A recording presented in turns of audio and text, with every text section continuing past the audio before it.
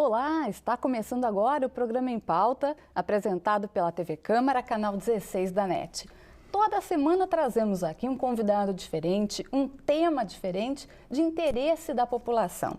Hoje o nosso assunto são os peixes. Vamos saber quais são as pesquisas, quais são os programas que estão sendo desenvolvidos nessa área, de forma especial aqui no Rio Grande do Sul, e saber também como os danos causados por todos nós, por empresas e o descaso muitas vezes do poder público afeta o meio ambiente e afeta toda a vida marinha e toda a fauna.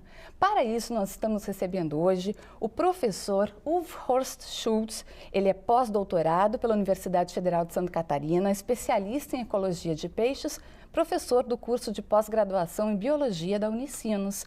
Os jornalistas convidados para o programa de hoje são o Elton Verb, editor do caderno Globaltech do jornal Zero Hora, e o Vitor Bleide Moraes, da equipe de jornalistas da Câmara de Vereadores de Porto Alegre. A todos, muito obrigada pela presença. Professor, bem-vindo ao nosso programa. Bom dia. Bom dia. Professor, tivemos ano passado um desastre ecológico que matou toneladas de peixe no Rio dos Sinos. Passados quase 8 meses dessa tragédia, quais são as principais lições que ficam desse triste episódio? A lição principal para mim é que não houve lição. Eu acho que houve pouco aproveitamento em termos de aprendizagem desse evento. Por enquanto, as coisas continuam como continuaram antes desse desastre. Parece que a partir de agora está começando uma movimentação para melhorar a parte da questão principal da bacia, que é o problema do esgoto municipal, mas por enquanto nós não temos indicações para ações concretas. Elton.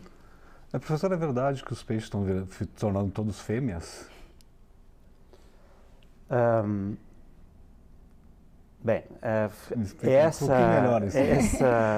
essa questão, ela surgiu a partir dos anos 90, primeiro na Inglaterra.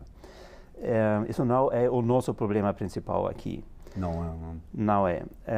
Na Inglaterra foi constatada que uma boa parte dos peixes sofre um desequilíbrio ecológico porque existiam concentrações de estrógeno muito altas na água que causou uma modificação na fertilidade dos peixes. Esse estrógeno é procedente dos anticoncepcionais? Sim, exatamente. Né? Causou uma reversão do sexo dos machos, por exemplo. Então, tinha algumas espécies onde os machos dos peixes começaram a produzir ovos.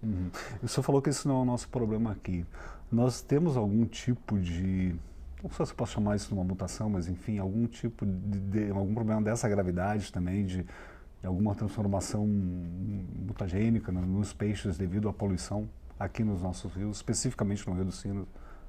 A gente não tem dados sobre isso. O nosso problema, claramente, é a poluição orgânica e, em alguns outros casos, a poluição química. Né? O problema crônico do Rio dos Sinos é o esgoto municipal. Para dar uma ideia do problema, por exemplo, na bacia inteira, se calcula que a quantidade do esgoto tratado são em volta de 5% só. O único município na bacia trata o esgoto, que é São Leopoldo, em volta de 20% da quantidade total. Então isso significa que a quantidade inteira na bacia ela é muito pouca. Né? Todos os outros municípios, como Novo Hamburgo, Canoas, eles não tratam esgoto numa quantidade que é suficiente. São condomínios, de vez em quando, que tem uma pequena estação de tratamento de esgoto. E no nível nacional, incluindo todos os estados do Norte e Nordeste, que a gente sempre acha que são atrasados, eles tratam muito mais do que nós. Rio Grande do Sul é completamente atrasado nesse sentido. Né? O nível nacional, se me lembro bem, é em volta de 31%. né? Considerando 5 na bacia do Rio dos Sinos, então a gente tem uma ideia onde nós estamos. E lá polui menos também? Ou porque aqui tem, além do esgoto, tem a questão dos curtumes, que afetam boa parte ali do Rio dos Sinos, né? Sim, mas o cenário mudou um pouquinho, né? Nos anos 70, início dos anos 80, a poluição industrial era o maior problema no Rio dos Sinos, né? Depois, com a legislação que ficou mais, vamos dizer, restritiva, com a ação dos órgãos fiscalizadores, a indústria fez uma boa parte das suas tarefas de casa, né? Houve investimentos fortes na parte de tratamento do esgoto industrial. Isso não significa que hoje não tem mais problemas, né? A gente sabe que existem situações quando ocorrem lançamentos clandestinos de esgoto químico das indústrias. E um lançamento desses causou essa mortalidade de peixes no ano passado, onde morreram em volta de 100 toneladas, né, numa tacada só. Qual é o risco que o consumo desses peixes oferece ao ser humano?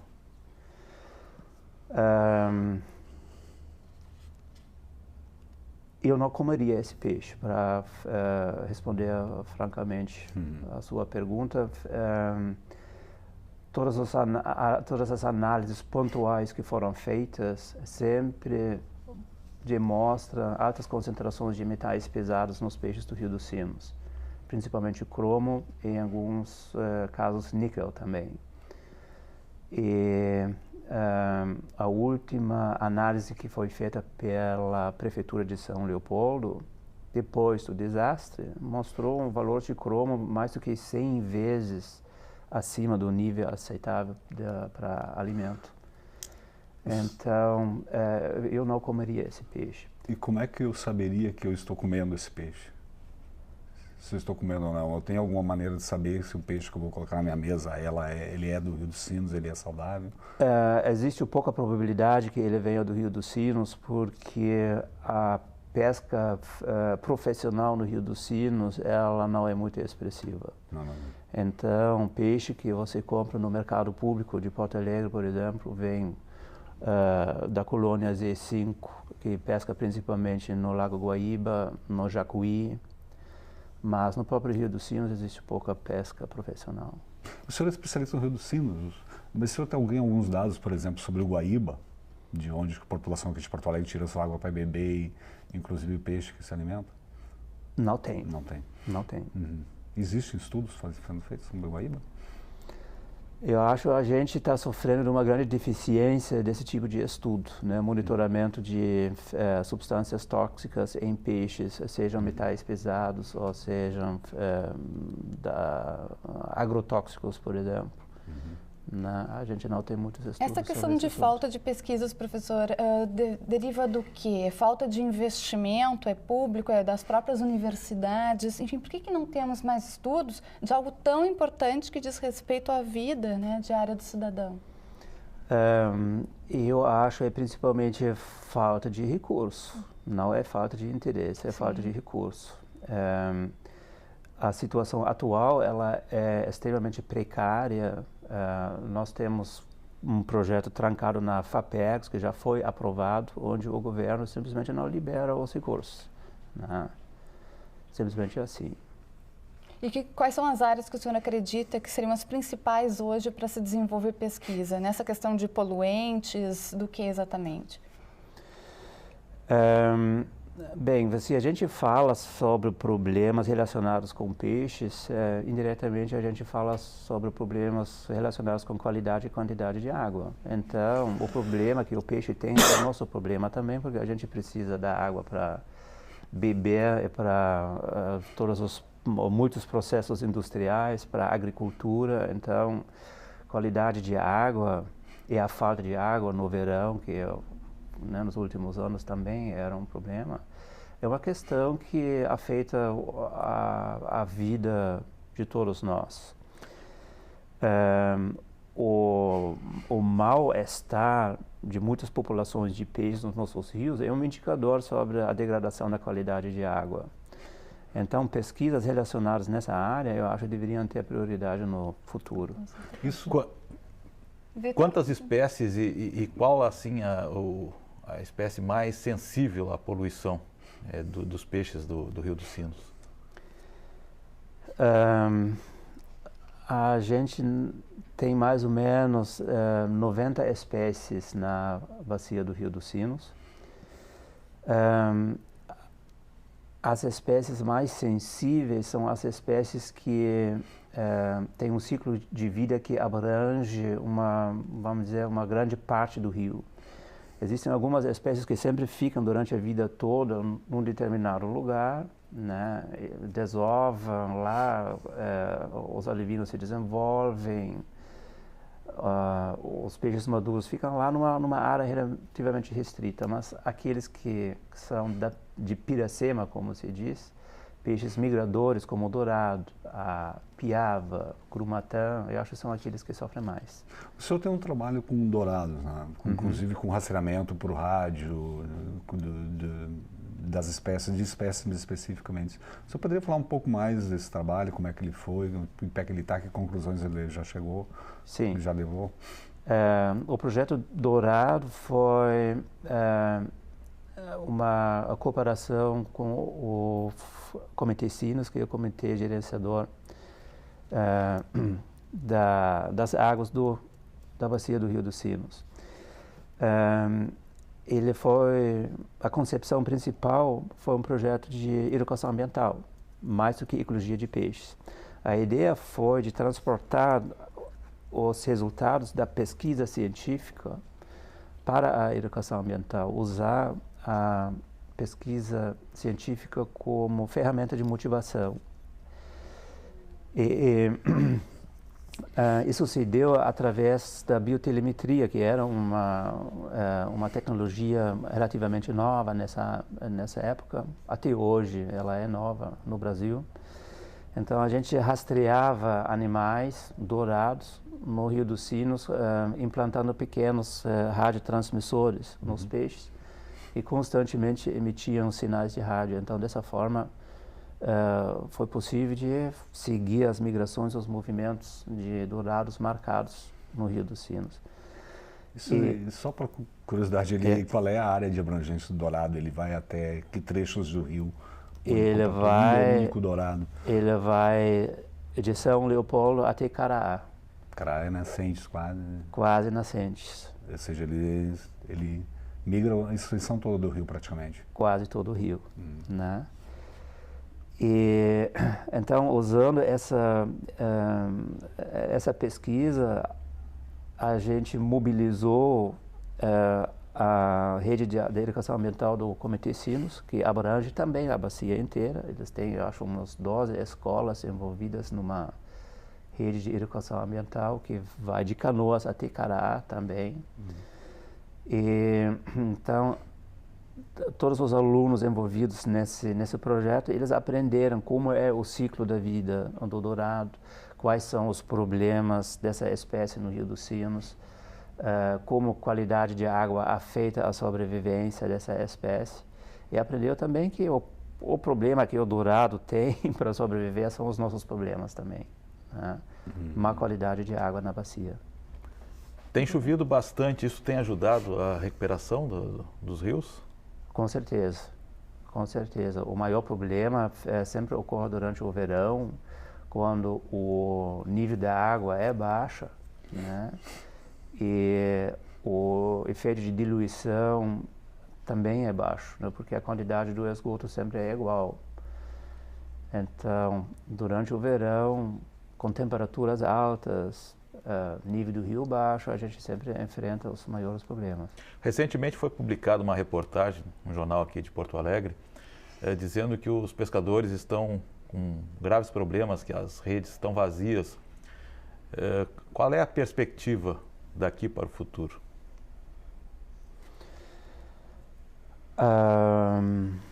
Bem, existem vários cenários. Se a gente continua assim, as redes vão ficar vazias. Se nós conseguimos resolver, pelo menos parcialmente, a questão do esgoto, as perspectivas são extremamente favoráveis, porque o Rio dos Sinos tem, ao contrário de outros rios no Rio Grande do Sul, algumas particularidades. Uma delas é que a estrutura dele é intacta ainda, né? O Rio dos Sinos ele não tem barragens, ele não sofre por retificações. Existem ainda áreas extensas de banhados, que são a base de alimentação de alvinos de peixes, né? É lá onde se desenvolvem os jovens. Então, se nós conseguimos melhorar a qualidade de água, eu acho a situação da quantidade dos peixes pode ser revertida. Professor, por ocasião desse desastre ecológico do ano passado, se falou que para recuperar ao estágio que estava anterior ao desastre, demorariam 3, já se falou em 5 anos. Qual é a realidade dessa questão? A realidade é que, na verdade, ninguém sabe exatamente, né? Todo o desastre não foi muito bem trabalhado. Até hoje a gente nem sabe o que causou tudo isso. A FEPAM não conseguiu apresentar dados convincentes sobre as substâncias que causaram essa mortalidade de peixes.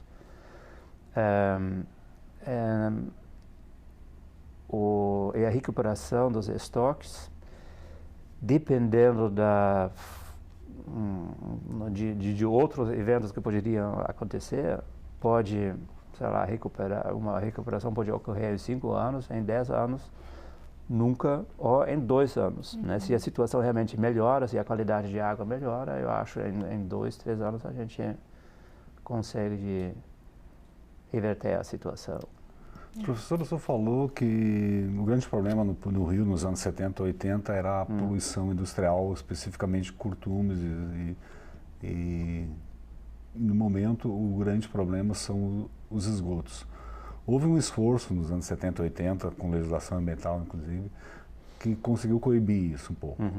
O que está faltando? É mais difícil coibir, mais caro tratar os esgotos? Cada cidade vai ter que fazer um investimento talvez até maior do que o próprio orçamento da cidade. Qual é a dificuldade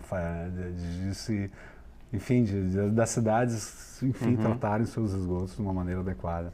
A dificuldade somos nós mesmos, né? É o próprio cidadão que não dá importância a esse assunto. Simplesmente é assim,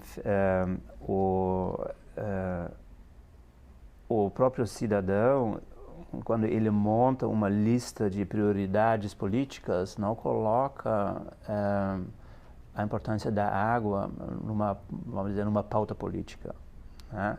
Se eu falo com prefeitos, eu sempre recebo as mesmas respostas. Eles dizem, olha, eu não ganho voto com tratamento de esgoto, né? Enterrando canos na minha cidade é horrível. Todo mundo reclama do transtorno no trânsito. É um dinheiro enterrado que ninguém vê. Então, para o cidadão sempre é fácil de reclamar da política, mas ele esquece que ele está fazendo a política. Eu, como cidadão, estou definindo a pauta política dos políticos. Então, a partir do momento quando eu dou o meu voto para um prefeito que tem uma pauta onde consta tratamento de esgoto, ele vai fazer, porque ele quer o meu voto. Então, eu acho a nossa própria conscientização que falta. E como é que se faz essa transformação de conscientização? O senhor que é europeu, veio da Europa, e lá as coisas começam a melhorar já há algum tempo. Como é que se faz essa transformação? Para a necessidade, simplesmente. O cidadão europeu, o alemão, ele desenvolveu uma consciência ecológica só a partir do momento quando, como se diz, bateu a água na bunda dele, né? Eu trabalhei muitos tempos no sul da Alemanha, no Lago de Constança, que é um manancial de extrema importância para abastecimento de mais do que 4 até 5 milhões de pessoas. No sul da Alemanha, fornece água para a Suíça e para a Áustria. E a condição desse lago nos anos 70 era tão ruim que os especialistas tinham medo que o sistema estava antes de um colapso, né? E a partir desse momento houve um investimento forte, em volta de 10 bilhões de dólares para coleta de esgoto, tratamento de esgoto. E a partir disso o sistema melhorou e hoje chegou no nível dos anos 20 e 30 do século passado. A água, ela é super cristalina hoje. Ela já é tão cristalina, é tão pobre em nutrientes que existem pessoas que dizem é limpo demais porque não tem nessa quantidade como tinha antes peixes, por exemplo, etc. Nem é natural ter ser tão limpa, né? Era assim, na verdade, era o estado natural, certo. Né? Só que às vezes a gente não está mais acostumado, né? Que o estado natural não é sempre tão vantajoso para todo mundo como nós imaginamos, né? Uma água com poucos nutrientes contém pouco peixe, por exemplo. Isso é natural. O senhor falou assim de prioridades políticas. Como é que o senhor está vendo esse momento atual, assim que, por exemplo, diretores de órgãos ambientais são pressionados a liberarem projetos sem devidos relatórios de impacto ambiental ou então meio que às pressas em nome de um certo desenvolvimento econômico, como se fossem os órgãos ambientais os responsáveis pelo Brasil não estar conseguindo bons índices de crescimento de PIB. Como é que você vê esse movimento assim, que está se dominando nesse meio, principalmente entre classes política e econômica? Bem, a minha própria opinião é que eu acho isso um desastre, né? Ou eu dou liberdade para o meu órgão ambiental de trabalhar ou eu não dou. Né? Essa interferência política tira o chão dos técnicos e cria uma atmosfera que não é favorável para o meio ambiente. Eu acho de longo prazo nem para a economia. Você acha que pode acabar em algum desastre, de repente, eventualmente, numa medida desse tipo? Previsões são difíceis para fazer, né? Mas é uma lição de responsabilidade, eu acho. Né? Ou eu tenho confiança nos meus técnicos ou eu não tenho. Né? Evidentemente, aqui tem uma deficiência do governo atual. Isso eu acho mesmo que o meio ambiente pode ser um empecilho ao progresso ou o contrário? Mas, claro, a gente já tem isso. Né? Infelizmente, as deficiências ambientais estão crescendo. E como esse crescimento é gradativo, a gente se acostuma, né, com a degradação anual ambiental. Por exemplo, 40 anos atrás, foi normal que a gente pôde tomar água de quase todos os arroios. Hoje é normal que a gente não pode, né? E agora a gente está indo um passo a mais. Né? Quando eu morava em Porto Alegre, né, nos últimos verões, eu nem pude mais tomar água da torneira, porque a água que veio do demais não era mais potável no meu padrão. Né? A água tinha cheiro, eu não pude usar ela para preparar chimarrão, nem para cozinhar arroz e batata. O que a gente enfrenta aqui em Porto Alegre, principalmente no verão, quando há uma certa proliferação de algas. Pelo menos essa é a justificativa que se dá. E a água aqui em Porto Alegre, você deve saber, né, fica com um cheiro muito ruim. Sim. Inclusive para lavar as mãos. Você lava as mãos, sai com a mão cheirando mal. Né? Então, mas essas algas são consequência de todos os problemas que a gente está discutindo aqui. Né? O aporte de matéria orgânica que fornece todos os nutrientes que fazem essas algas crescerem. Né? E durante esse período, é aconselhável comer peixes do Guaíba? Ou, completando, essa água é saudável, segura de tomar, de consumir, ou apenas o encher não é inconveniente? Bem, a gente sabe que essas algas podem produzir substâncias tóxicas, né? E é uma questão das análises de constar essas substâncias ou não, mas eu não vi análises desse jeito, né? eu não tomaria essa água. E o peixe? O peixe já é um pouquinho diferente. Esse cheiro que é característico para a água vem de substâncias que se depositam em peixes também, né? Então, se tu consome um peixe que tem o mesmo cheiro como a água, tu provavelmente já vai rejeitar ele pelo cheiro, né? E um peixe que tem esse cheiro eu também não comeria. Dos peixes que nós temos aqui no Rio Grande do Sul, nos rios do Rio Grande do Sul, quais são assim os mais saudáveis para o ser humano, que contenha ômega 3, que tenha quais os mais ricos em vitaminas? Também, olha, não sei dizer. Ômega 3 é uma substância que se encontra principalmente em peixes que vivem em água fria e água salgada. Água marinha. Salmão, e tem outras espécies que contêm ômega 3. Então, na verdade, não sei se os nossos peixes têm ômega 3 em quantidades, vamos dizer, significativas, né? Não sei. Professora, a gente vê um cenário, imagina a pessoa que está em casa assistindo o nosso programa, ela vê um cenário muito negativo, né? A gente vê a falta de investimentos do governo, a gente vê a falta de conscientização da sociedade, a falta de pesquisas nessa área. Quer dizer, tem alguma coisa positiva, alguma pesquisa em termos, talvez não de Rio Grande do Sul,